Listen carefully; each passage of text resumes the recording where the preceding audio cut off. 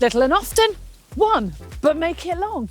Double days, every other day, once a day. How often should you actually run? Today, we'll be looking at all the factors you should consider to decide how many runs a week are right for you and your goals.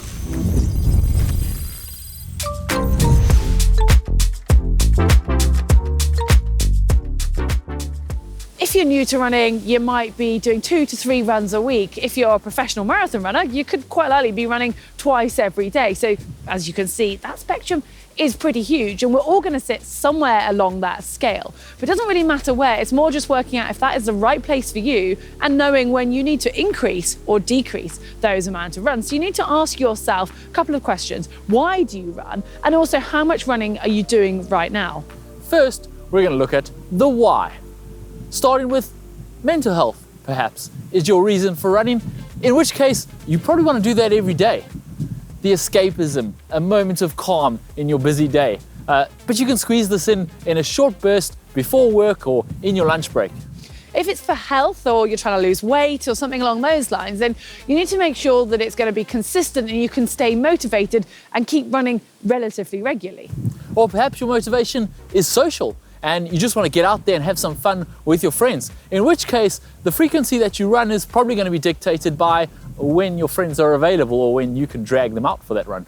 And then there's the performance reason. Are you running because you want to get faster, you've got a personal best you're chasing, or maybe a qualification time or something like that? Well, in that case, you're going to have a very structured approach, and you're going to be doing more running than, say, someone who's a beginner or running for the social side.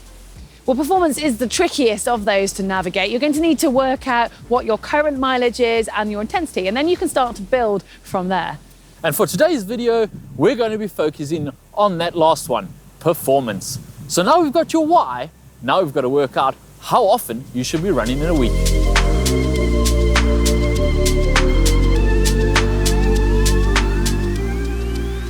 You might be thinking that if professional runners run every day, or in fact twice on most days, then surely you should be doing that too, because that's the best way to getting faster. Well, it's not actually that simple. We are not professional runners. There's 2 major issues that are going to get in the way. The first one being the time. You're unlikely to have enough time to do as much running as those guys do. But the most significant one is the fact that our bodies are not going to be able to cope with that running load, because unless you've got the absolutely perfect running technique, you can fit in loads of strength and conditioning work, you've got massage, and you've got plenty of time for rest, yeah, that is the key, then you're not going to be able to do it, and your body will start to get niggles, which will eventually develop into more serious injuries. That's not to say you can't or shouldn't ever do double run days. It's about finding what the right balance is for you. And this is where it gets tricky for us to prescribe, because everyone is different.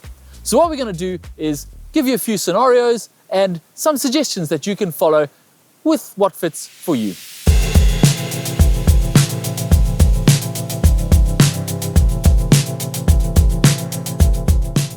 If you're currently running just 1 or 2 times a week, then adding 1 more will see a significant difference, because it's quite a huge percentage addition to your running. But if you can manage to stick to 3 or 4 runs a week, then you can still start to really develop that, because you can have a nice structure of fitting those key runs in. So you could then fit in a long run, a faster run, and 1 or 2 easy runs, depending if it's 3 or 4 times. We'll come on to the structure of those runs a little bit later on in this video, but if you are doing 3 or 4 runs a week, you want to try and go with the basis of run 1 day, rest 1 day, run 1 day. If you're up to 4, you'll have 1 day that's back to back. Just make sure that one of those is going to be your easy run.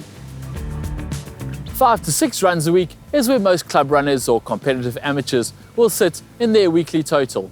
This still gives you 1 or 2 days off a week to recover and adapt from your training. But then that extra 1 or 2 runs a week also gives you the opportunity to add another quality session. So your sessions for the week would probably look like 1 long run, 1 speed session, 1 threshold or tempo session, and then the final 2 runs would be easy or steady state runs. All right, 7 to 10 runs per week. This is very much at the serious end, and you really need to prioritize your rest, your recovery, and your conditioning if you're going to be able to really push it to 7 or more in a week. It's probably worth pointing out at this point that you can still take a rest day, even if you're running that much. Although you probably want to shift that rest day to maybe once every 10 days or 14 days, so a longer cycle, but your body will still benefit from an extended rest period regularly to adapt to all the training that you're doing. Yeah, now if you are going to be fitting in this amount of runs, we're going to have to introduce the double run day. And it sounds more daunting than it actually is, because you might find that running 8 times a week and doing smaller runs is easier to manage than doing 5 runs a week. Say you're training for an ultra marathon, for example, and you can't physically fit in your long run in the week, whether that's because of working hours or the lack of daylight. You could simply do part of it, or do a run in the morning, followed up by a run at lunchtime or in the evening, depending on what works for you. Even if you're doing this kind of mileage, the majority of your runs are still going to be pretty easy.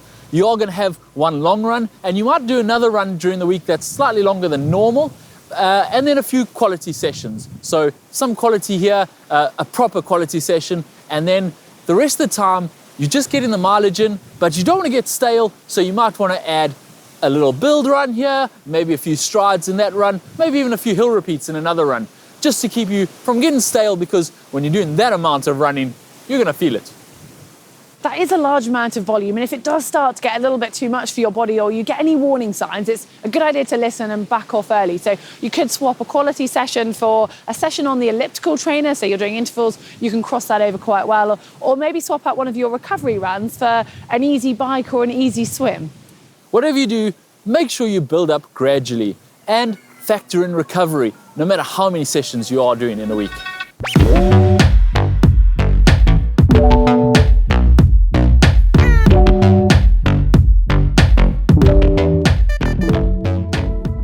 It's time to address those run sessions that we've alluded to so far, starting with the long run. Now, this is really key for building that endurance and getting your fitness base, irrelevant of what distance you're training for. Now, you want to try to make the long run at least 30% longer than your steady runs, and it needs to be at a pace that's very comfortable, it's conversational, but it is quicker than those recovery jogs. If you can make it social and run with somebody else, then that's a really good way of just making sure that you're running at that right intensity. The speed session. This needs to be an interval session of some sort.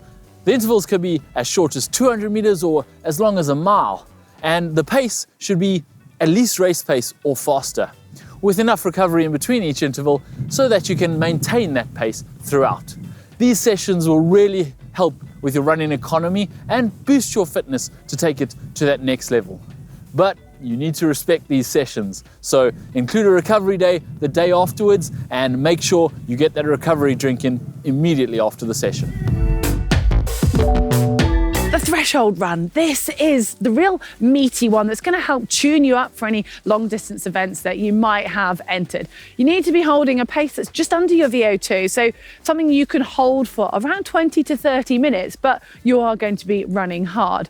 And talking of pace, you don't actually need to worry too much about what's on your watch. It's going with that effort. And as a result, it means you can take it off-road if you want, as long as you're keeping the same effort all the way through. And then you might even encounter some hills, which are going to be great for working on your strength. And talking of hills, you could even swap this session out for some hill repeats, which are going to really specifically work on strength and power, if that's something you need to focus on.